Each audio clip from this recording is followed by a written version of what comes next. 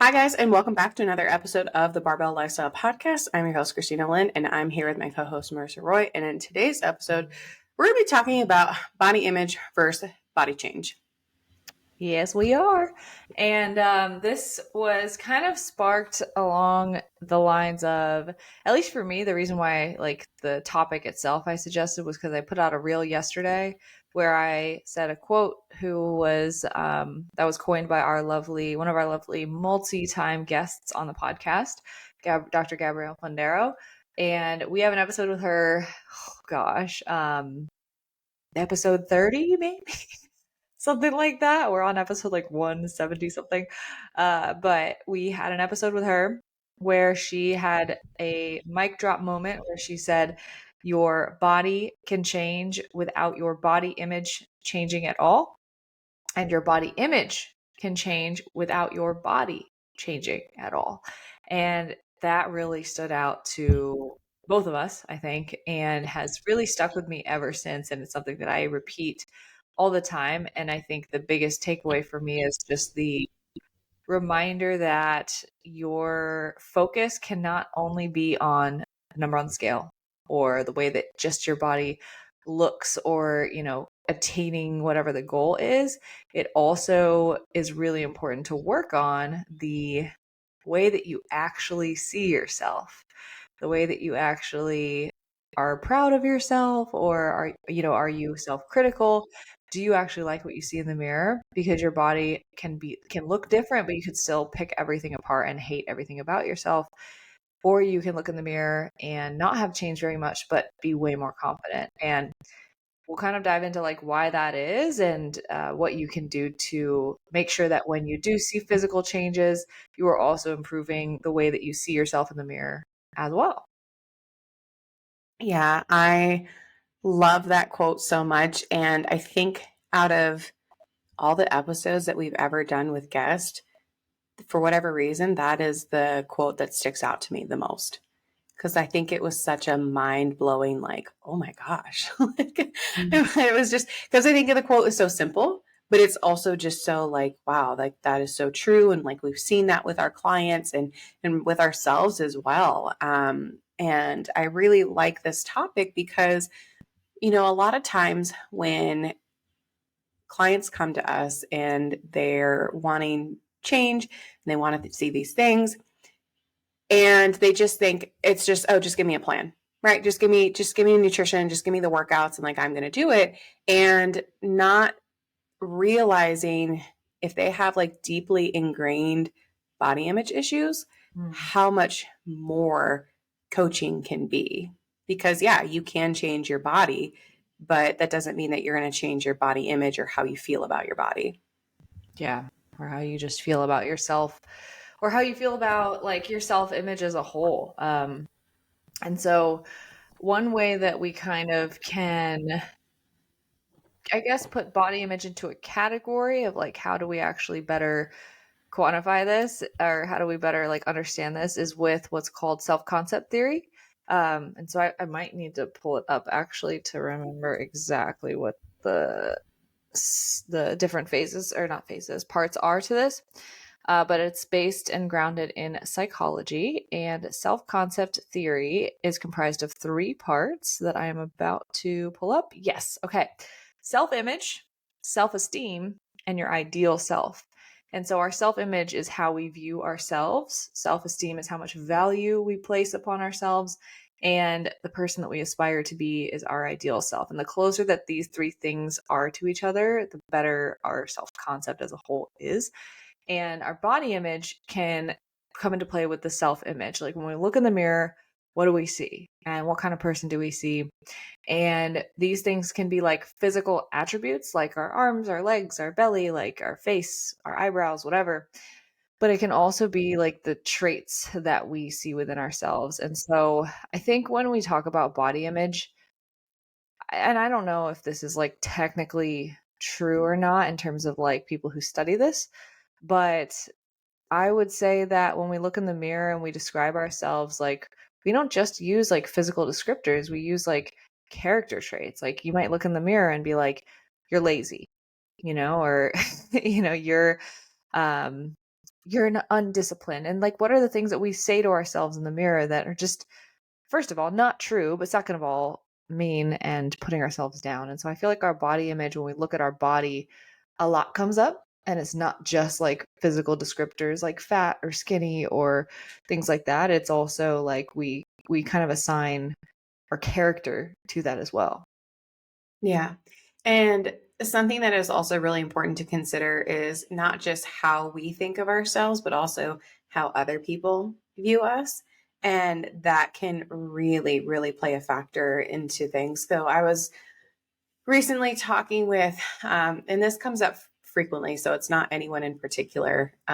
Just a lot of times, like a woman will come to us, and she's so ready for a change. She's so frustrated. She's so fed up, and she'll come back and be like, "My husband won't let me do the program." Or my husband doesn't believe in me, or he thinks that this is stupid. And that's really, really difficult when you have this person who's supposed to be your spouse, who's supposed to be super supportive, and they're telling you you can't do this, or like just do it on your own, or like they don't believe in them.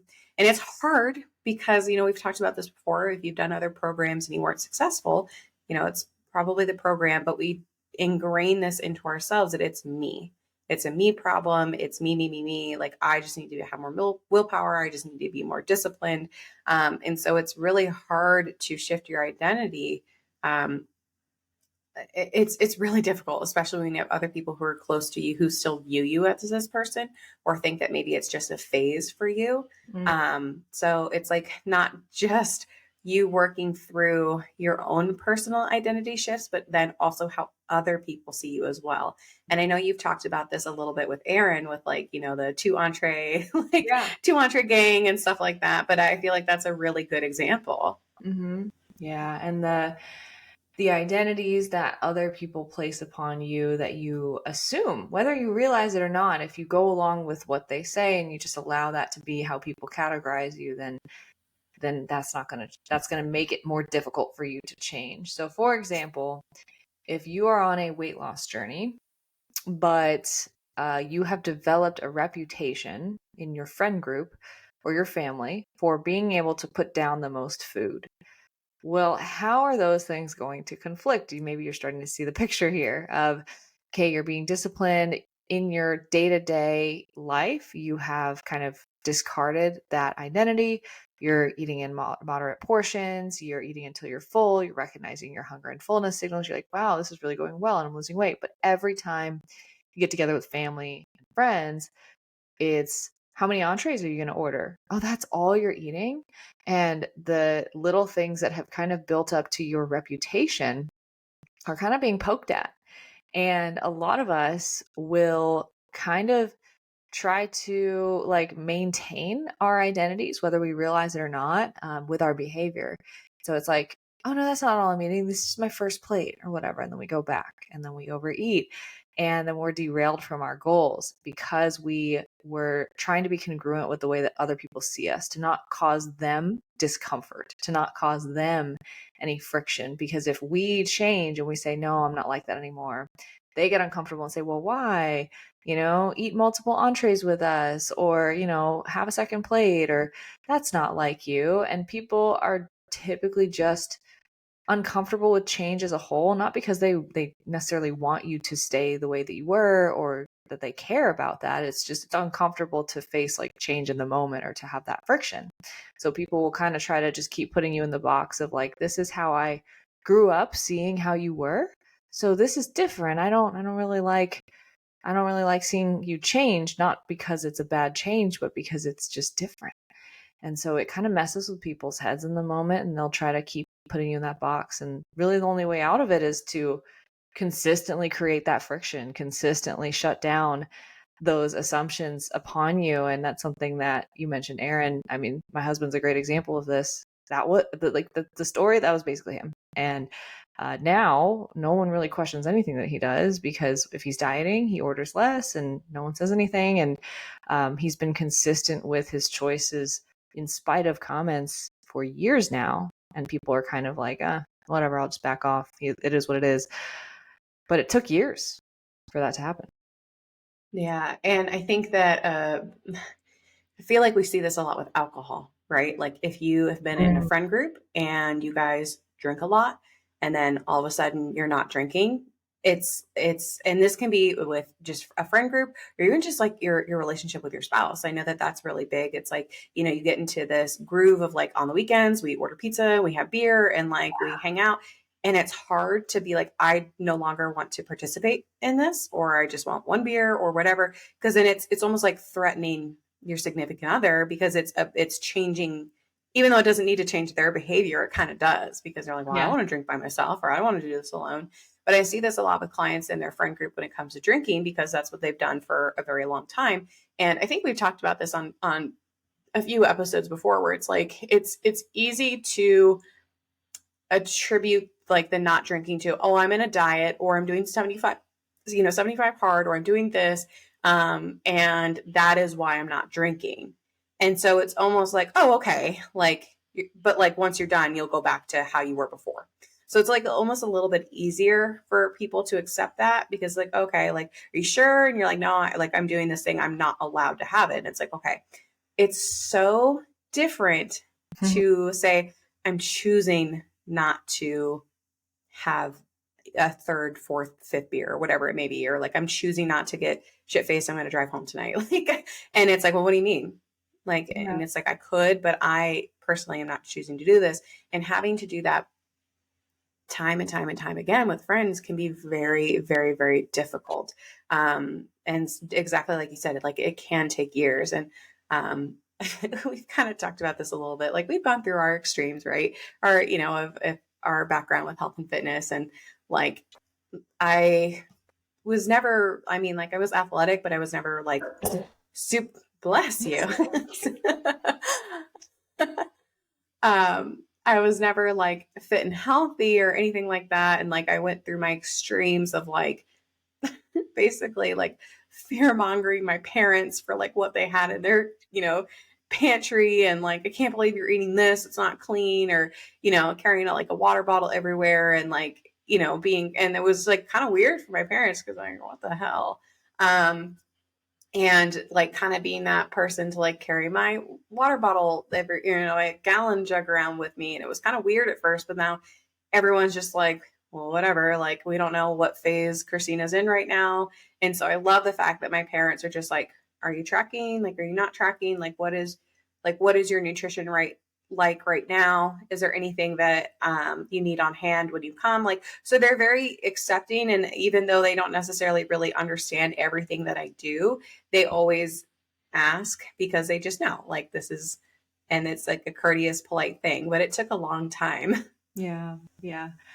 It's really nice when people are accommodating in that way. But yeah, the drinking thing that you mentioned, it's even it even kind of throws people for a loop when like I'm establishing like kind of how I am. So like for context, I haven't had a beverage probably since June of 2022, for a while, a long time. Um, and I just don't really ever feel like it. And so that's literally my only reason. It's like, it just doesn't appeal to me. And it really throws people off. And so, like, we've made a bunch of new friends over the past, like, 6 months, year. And it took, like, I'm thinking of, like, a couple specific people that were in our group. We'd hang out over and over and over again. Every time, like, they'd get a beer, a drink, whatever. And I would just, like, have my Diet Coke, have my water. And like first couple times, no one said anything. Second, like after a few, it was like, so do you just like not drink or what's that about? And I was like, yeah, just don't feel like it. Not today. And they're like, okay. And then like a couple more times go by. So do you just like never drink? And I'm like, nope, not really. Um, I'm nothing against it. Just don't feel like it. And they're like, okay, cool. And it's like even just establishing that that is how I am is like it throws people off, and it could, if I were not confident in it, it would make myself uncomfortable, and I'd be like, well, maybe I should just get one, right? Like I don't know. Um but I think it's like the societal expectation of like this is what we do. This is what people do. That's exactly where I was going to take it. It's like there is a societal kind of just like understanding, or like this is a norm of like we eat shitty food, we don't really exercise and take care of ourselves, and we drink. And so when you don't drink, or maybe you only have like one, or you go to the gym, or you track your food intake, it's like all of a sudden you're like obsessive with your food and diet. And it's like, no, I'm just trying to be healthy. But for whatever reason, that's like very, very threatening. And it's weird to go against the norm. So we've talked about that a ton with our clients, because it's like, yes, I'm very secure in my choices, and but it's like very hard when I'm with other people and trying to recreate that identity, not just with themselves, but with other people. Yeah. And like at the end of the day, it's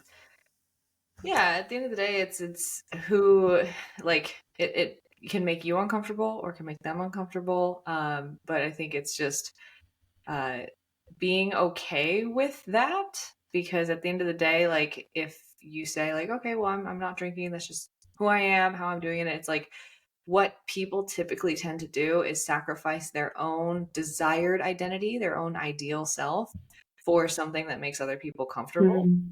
right? Because they'll say, well, I want to be someone that doesn't drink, that goes to the gym, that wakes up early, that goes to bed early.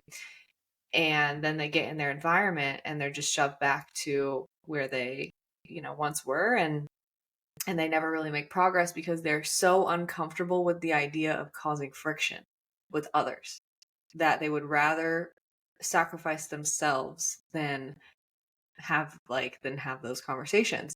And I think when you really get into it, at least from my perspective, it's not really that bad. I mean, I also probably have some supportive friends, and so maybe I'm not, having as much friction as others may.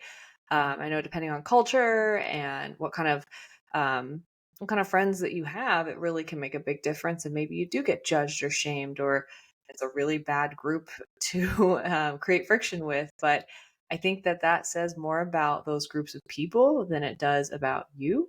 And gaslighting is a real thing, but like just going in with your eyes wide open of like, if you're trying to make these changes for your life and you know that these are going to improve your life, then it might just be the push you need to make the distance that you need to make between certain people, or set better boundaries, or just have those difficult conversations that'll lead you to grow. Because I don't think it's worth it for you to sacrifice who you want to become for other people's comfort. Yeah, that's really, really powerful. And so maybe you're someone who is struggling internally and not necessarily with other people. One of the, I just was telling Marissa off air that I saw a reel that I really liked. So when we brought up this conversation, I was like, yes, this is something I'd really like to talk about. Where it's like, not only do we have these identities or like how people perceive us, but again, we have our own personal set of identities or beliefs. And so kind of earlier, it's like, oh my gosh, like I feel like I'm lazy, I'm stupid, or I'm this, I'm that. And like, even though we might be taking steps in like a different direction, and we're making better choices, and we're proving to ourselves that like, oh my gosh, I can be consistent, I can do this. It's like we still have to convince ourselves that we are worthy of this like new identity.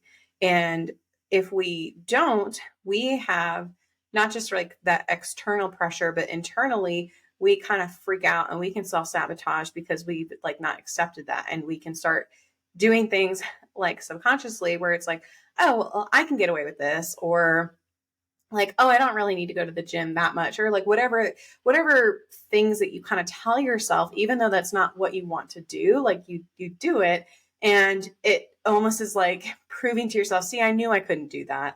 Yeah. Like I knew I couldn't be this person. And so when you are on this journey, even though your body is changing, you still have to change how you perceive yourself. And that's really difficult. Yeah. And that all, I actually had a conversation with someone yesterday about this. That all comes back to what you believe that you ultimately deserve. Because Mm. we can all paint a picture of an ideal self and an ideal life. And most of the time, I would be willing to bet that most people would not paint their ideal self and life as somebody who struggles. So like everything's good in that picture that you paint, right? And so the problem is that most of us probably don't fully believe that we deserve everything in our life to be good for whatever reason, and we struggle to allow that. And so I was talking to a woman yesterday, and this was powerful, crazy realization. So she joined our program and within the first couple of weeks just had so much anxiety about what she proclaimed to be money that she had to stop. And I kind of talked her through it, and she was like, I let her out because I was just like, I think this requires some deeper work. And so followed up about a month later. This was yesterday.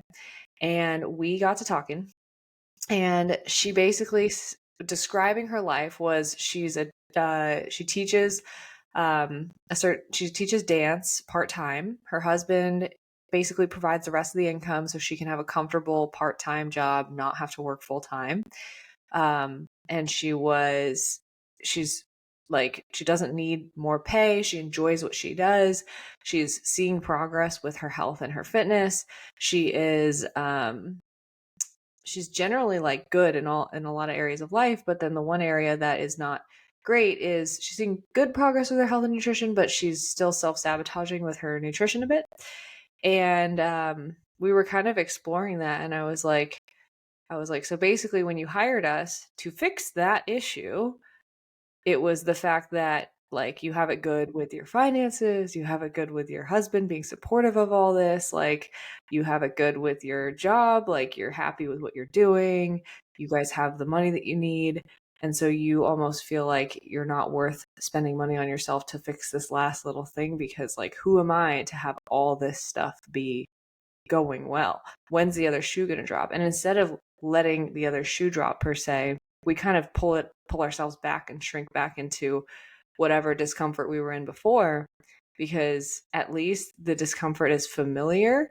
And when everything is going well, we almost don't believe that we're worth having that. And then we are like, oh, well, something's going to happen, something bad's going to happen. And we bring it upon ourselves versus just enjoying and being grateful for the things that are good, which is so wild. But all of us do this to some degree because we all have kind of a ceiling for how much good we allow into our life. And it's tough when you become aware of that, because you're like, why am I doing this? Why can't I just let it be good? And the answer is a little bit deeper in our self-image, our body image, the way that we see ourselves and what we believe that we're worth, our self-esteem in a sense. Yeah. And I mean, I feel like that's a really nice parallel to people who stay in really shitty relationships, Yeah. because even though they've, I don't know if it's that they don't think that they deserve better, but it's like just staying in that shitty situation is comforting because that's what they know. Mm-hmm. And that's what they've kind of accepted. And I know that like I'm not trying to have this deep conversation about like why people stay in like, certain situations, but for a lot of people it's the comfort. Like, it's like that friend who's been complaining about her significant other for like years, and you know that they're not going to do anything no matter how much they complain, because that's just what's familiar. And so it's kind of like you just go, yep, oh man, that sucks. But it does take a lot to leave a situation like that, because there's a lot of unknown and you don't know what's out there. And so it's kind of the same thing with like, well, what happens if my body changes and I'm going to the gym and I'm being healthy and I'm taking care of myself? Like, what comes with that? And there's a lot of like, I don't know. So like maybe I don't want to get there. Like, and it seems silly to say that because you're like, no, I want to lose weight. Like, I want to get there. Like, why would I not want to? So it's really, really tricky. Yeah. And there's a big fear of failure is something we talk about a lot, but this is a fear of Hmm. success. Fear of Yeah. like, what happens if I do succeed? What are the expectations that I must live up to if I do succeed? How fit do I have to stay? Like, what are the downsides Mm. of that? And just the fear of the unknown, when logically you can probably talk yourself through the fact that that outcome is still better than where we are right now, but like emotionally we struggle with that. And I think that that goes into body image in a sense, because when we like, I'm just thinking of the example of, and this is a handful of people that I've talked to in the past, but like you look in the mirror and you still see yourself as a fat kid, right? Or you just grew up as a fat kid. That was your identity that was placed upon you. You placed upon yourself, and you are making changes, and you finally have released the weight, and And you still struggle though with I look in the mirror and I still feel like I'm that person, just in a different body, and it's not matching. Why isn't it matching? And I think it's like our defense mechanism against like that fear of success. Like what all does that imply? When in reality, like it is better to be healthier. Like objectively speaking, it is better for your life to be healthier. But if we hold on to that identity, if we slip back, then at least like, we are not incongruent with our identity. If we slip back, we're still the fat kid, right? So it's safe. It's safe to stay there. And yeah, I don't know if that makes sense. Yeah, no, that does. And the other thing I was thinking is like that fear of success, which sounds so silly. It does, but that doesn't mean that you don't experience that. But I have seen this with some clients where it's like, okay, but if I get here and I reach my goals, that also means I have to stay there. Yeah. And so I think that that's really difficult for some people because they have this like external, like, oh, I need to prove to these people that I can do this. But then it's scary to get there. And then, well, like, what if I fail and I go back again? And then it's like, oh, see, I knew you couldn't do that.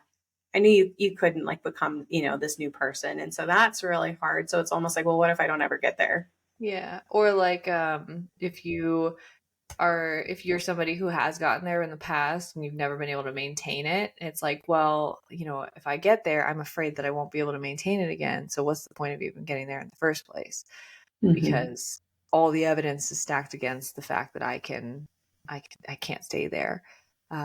But really, I mean, yeah, the only way that you know that for sure is either if you let that become your reality or you challenge it and you really do your best to make it happen. And the worst case scenario is that what you fail and you get there and you can't stay there forever. And I mean, you spent more of your life in a healthy place versus not. I don't see, it's like logically that's not a loss, but like emotionally it is. So that's really tough. And it really does play into just how how much worth do we see in ourselves, right? And like what do we feel when we look in the mirror? Like what comes up? Are we do we feel grateful? Do we feel happy? Or do we feel like something's still not lining up? Like I'm looking at myself, I'm still picking myself apart no matter how much weight I lose, no matter how good my body looks objectively, how many compliments I get, I'm not satisfied. Um, and I think a lot of times if you're dealing with those incongruencies, I think it's really important to address not just our self image and how you're viewing yourself and trying to combat it with, like, oh my God, tell yourself you're beautiful, like, yay. But also, like, what is your self esteem like? And who is your ideal self? How, who is the person that you're envisioning that you should be? And like, is that discrepancy causing all this dissatisfaction that you don't even realize you're holding yourself to some unrealistic standard and that where you are is never good enough? And how much value do you place within yourself? And I think all those three things, again, if they're completely separate different things, that's where we come up with a lot of friction and we're just struggling. But if they're all very very similar, the way you see yourself, your best self, and how you feel about yourself is all the same, then that's where you can, or at least it's very similar, that's where you can kind of have peace in like who you are. Yeah. So one of the things I want to talk about, I guess, kind of like tactically, is like, okay, well, what if I am like kind of really struggling with all these things? Kind of like what you said is like, okay, I need to sit there and think about like, why is this important to me? Like, am I worth it? Like having those deep conversations, but also check your environment. Like that's really important. Like auditing who you're spending a lot of time with and specifically social media. Like I feel like especially nowadays with like Instagram and everything, we get these like Filters. tiny filters, and like I'm guilty of using filters, right? And like but people who are photoshopping their pictures, but like you take it as reality. And so you're comparing yourself to these heavily edited, like ultra processed filtered pictures, and you look in the mirror and you're like, why don't I look like that? And it's like, well, because look, you're looking at your body from like every single angle, like, and like they're taking a snapshot of like their top 10, right? Like, or like their best, the best of the best. And so it can be really difficult. Um, So I definitely would recommend taking like an audit of who you're following. And when you're going through like this account, be like, does this account make me better anyway? Like, do I feel better from like getting on their page? Or do I look at their page and go, oh wow, now I feel like shit. It's like, well, maybe you really like this person, but like if they're not helping you in your body image and your, how you see yourself, then, maybe mute them for a little while or unfollow them for a little while until you're able. But I think that really helps because again, you're just seeing like a teeny tiny snapshot of someone's life, and that's not reality, or it's filtered or edited or photoshopped in some way. Yeah, definitely. So removing comparison, right? And Yes. removing outside influences. And then something else tactically that you can do to kind of like wrap it all in a bow is with the three concepts that I had mentioned. So you can list out what are all the qualities and things that you see in yourself when you look in the mirror, like intangible and tangible, right? Like brown hair, I'm average height, like go deeper than that. Like, do you see yourself as the fat kid? Do you see yourself as skinny fat? Do you see yourself as um, do you see yourself as physically fit or not? Do you see yourself as disciplined? Do you see yourself as patient, impatient, like all these different qualities? What do you see in yourself? And then do the same thing for your ideal self. Who would you ideally like to be? List out all those character traits, qualities, physical attributes, everything. And then you can kind of compare them, right? Like, how different are they? And you can get more awareness around, like, how big is that gap? And is that what's causing so much dissatisfaction in the day to day? And lastly, self esteem is your confidence rating of 1 to 10 of how confident are you that you can become that ideal self version. So you look at the two, you see the gap, and you say, 6 out of 10 that I can actually get there to that best self. And, or however, whatever the rating is, right? And that can tell you a lot about how confident you are that you can change, that you can progress, and the value that you place upon yourself. So, that internal reflection, I feel like, will be really beneficial for those of you who maybe you've placed that audit on your environment, your people, and you're like, I think I'm just the one holding myself back here, and I don't really know why. Developing that extra layer of self awareness can be a great first step. Yeah. Yeah. I love it. Cool. I don't think I have anything else to add. That was awesome. Yeah. Um, yeah, guys. Well, we hope that you enjoyed this episode. If you haven't already, make sure you're following us on Instagram. You can find me at Christy Lynn Fit. Marissa is at Marissa Roy Fitness. Thank you guys so much for tuning in, and hope to see you back next week.